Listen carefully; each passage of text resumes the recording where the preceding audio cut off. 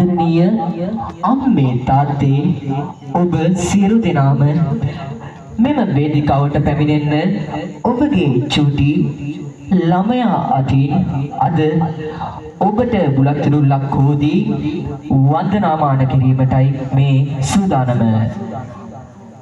සියල්ලටම ප්‍රථම දෙමව්පියන්ගේ ආශිර්වාදය ලබාගත යුතු බව අපි හොඳින් දන්නා කරුණා. එසේනම් අප සූදානම් වෙමින් පවතින්නේ ආදරණීය අම්මලා තාත්තලා වේදිකාවටගෙන ඔවුන් සමග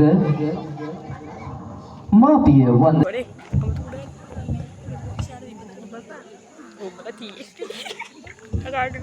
ප්‍රථමයෙන්ම තමන්ගේ ආදරණීය අම්මාට වන්දනාමාන කිරීමටයි අපගේ සූදානම.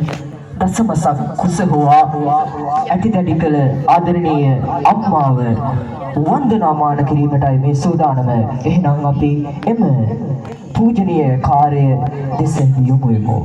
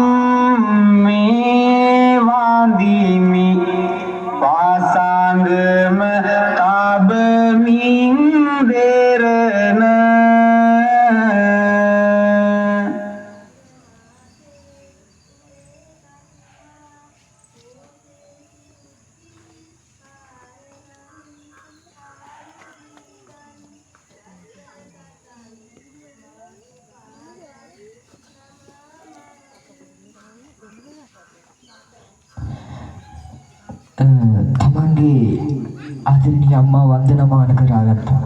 එහෙනම් අම්මට හයියක් වුණු තාත්තා වන්දනාමාන කිරීම සඳහා තාත්තලා ඉදිරියට පැමිණෙන්න.